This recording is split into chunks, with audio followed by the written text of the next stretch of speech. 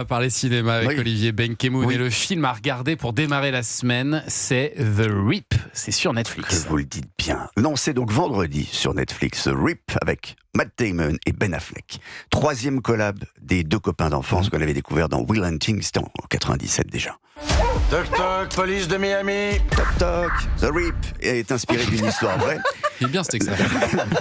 J'ai fait court aujourd'hui pour les extraits. Donc, inspiré d'une histoire vraie, le scandale des Miami River Corps, des flics ripoux de Miami. C'est pour ça peut-être qu'ils ont choisi 2 à Miami d'enfance pour faire des flics à Miami. Très bon. The Rip, On se en régale. argot de la police américaine, je maîtrise parfaitement, ça veut dire l'arnaque. Et The Rip, c'est le genre de film où le spectateur va soupçonner chaque personnage de haute trahison.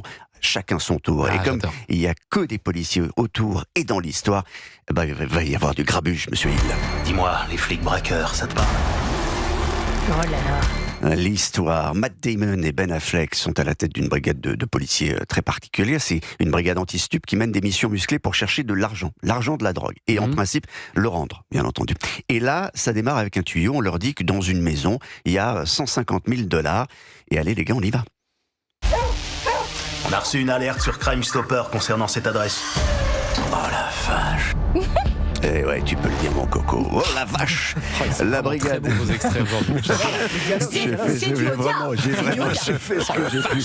Merci Netflix France.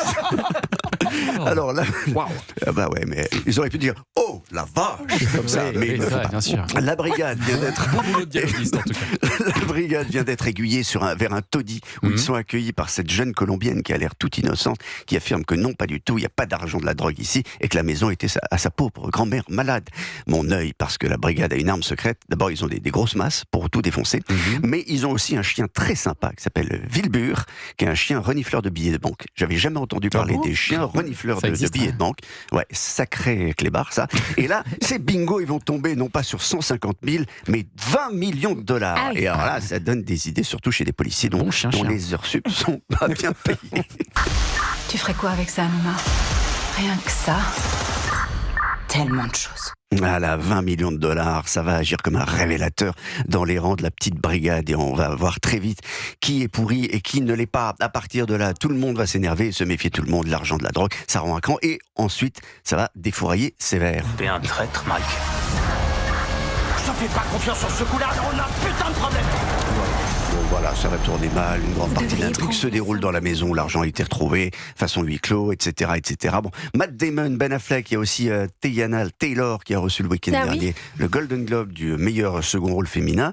Sans être le polar de l'année, c'est un film d'action correct, avec ce petit plaisir de découvrir qui joue, qui ment, est-ce que tout le monde est un traître, Il y a une grosse dose de testostérone quand même dans le film. Mais je voulais parler des traîtres. C'est une histoire vraie. C'est une histoire inspirée d'une histoire vraie. Ouais. Voilà. Incroyable. Où les flics de Miami, qui effectivement suivaient la drogue et l'argent de la drogue, s'en sont mis un peu dans les fouilles. Voilà, c'est ça l'histoire. Il y a le plaisir des dialogues évidemment.